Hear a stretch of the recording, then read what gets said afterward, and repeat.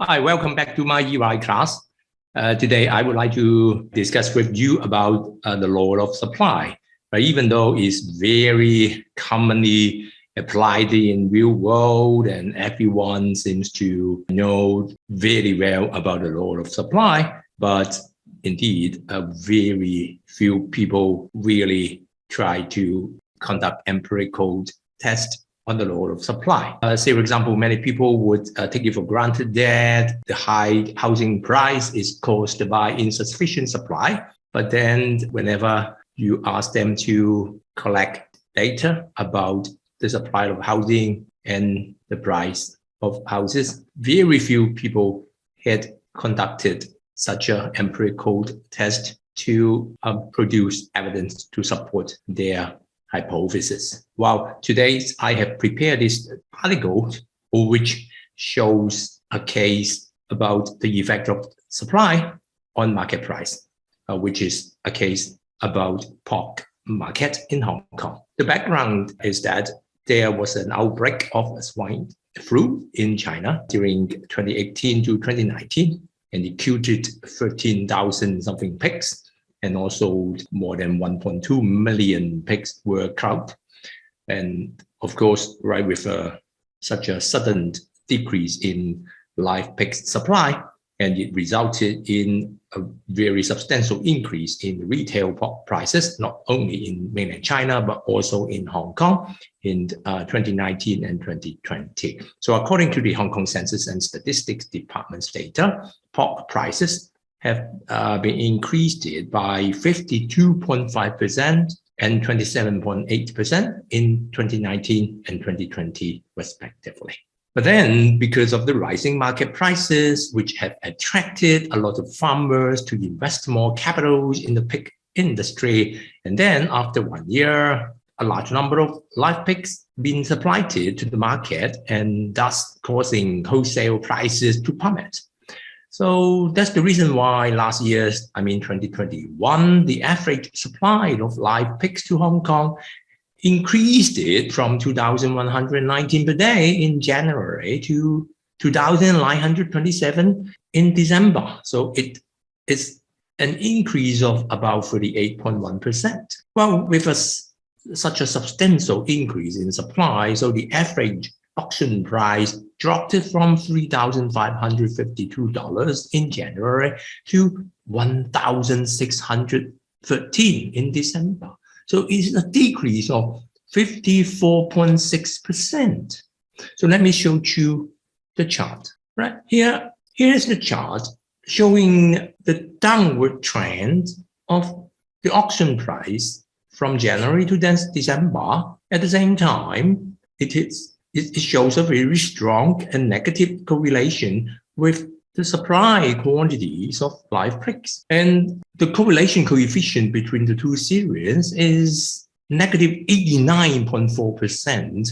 And such a strong and negative relationship between the two series shows the association between them.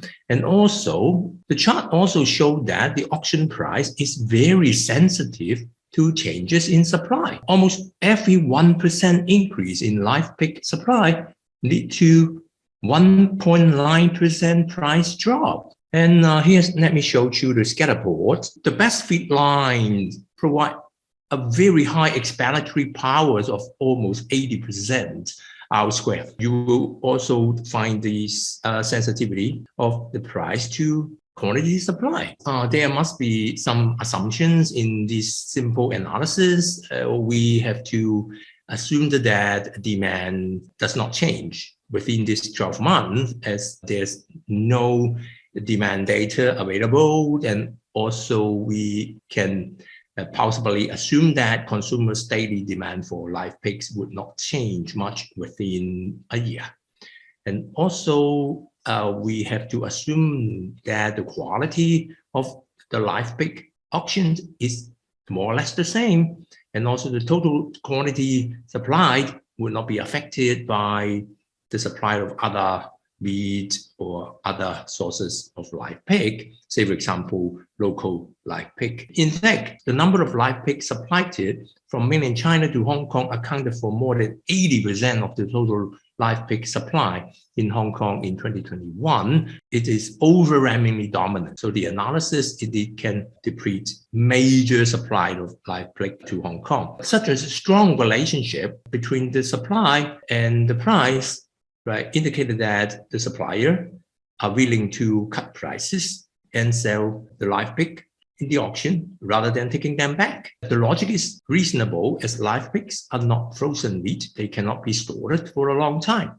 So unlike other assets which can have capital gains and have interest or rents, income, but live pig would not be able to store for a long time. And that's the reason why then it urged the supplier to sell all live pig at the auction without taking them back. And also, it must be looked at that the supply of live pigs to Hong Kong is largely monopolized by only one supplier. And that's the reason why, right, the average range of supply quantity within the 12 months in 2021 seems to be within a very narrow range, about 2,000 to 3,000 heads per day. But interestingly, even with such a monopolized market, the effect of supply on market prices is strong and negative. In contrast, when many people take it for granted that house prices rise are due to insufficient supply of housing unit, but so far I haven't seen any empirical evidence showing the relationship between the two. If the claim is correct, then basically we should observe similar negative correlation between housing supply and housing prices in the market. However, many period study found a positive relationship between the two instead. So the claim is not empirically supported. Finally, I really think, right, with reference to this swine flu incident, would shed light on the recent disruptions due to COVID-19 on the supply chain effect. Because right, with the swine flu disruption on the supply chain of live pigs, so it shows that it will take several years to stabilize the market price fluctuations. The reason is because suppliers relied on current market information to decide about their future plans of production, but because it takes several years to produce, then the lacking supply could not respond to the market changes in a timely manner.